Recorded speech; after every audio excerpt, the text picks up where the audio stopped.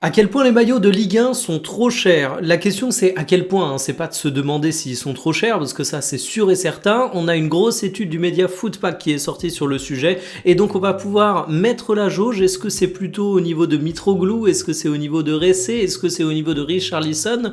À quel point on se fait douiller? Déjà, commençons en félicitant le champion de France, le Paris Saint-Germain, champion de France sur le classement de Ligue 1, mais également sur le prix des maillots, puisqu'il vous en coûtera 142 € pour le maillot avec flocage et badge. Je vais arrêter de regretter dans la rue de croiser des gens qui ne floquent pas leur maillot vu le prix. On va donner un ordre de grandeur. Je sais pas comment le dire autrement, c'est un petit peu délicat. Mais avec ce prix-là, vous pouvez acheter des pâtes premier prix et vous avez de quoi bouffer pendant 250 jours. Alors je sais, c'est pas la joie de bouffer des pâtes durant 250 jours, mais c'est encore moins la joie que mettre 142 € dans un maillot floqué Bradley Barcola pour ensuite le voir se casser du côté de Liverpool. Le vrai champion du peuple, ce sont les Troyens qui affichent un maillot de Ligue 1 à entre énormes guillemets seulement 105 € pour le total.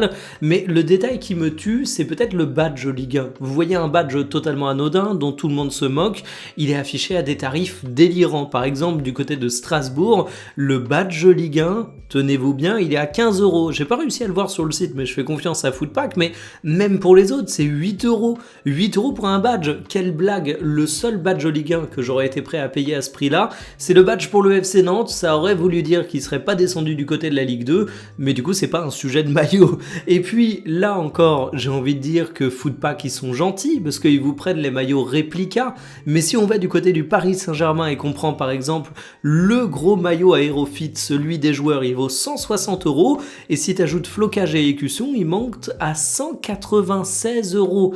Ça fait quand même cher, 196 €, j'arrondis à 200 € pour le maillot qui te fera juste réaliser que t'as pas la shape de Désiré Doué et que tu ressembles juste à un rôti mal ficelé. Sur l'équilibre des équipementiers en Ligue 1, on va terminer avec ça. La petite infographie toujours signée Footpack.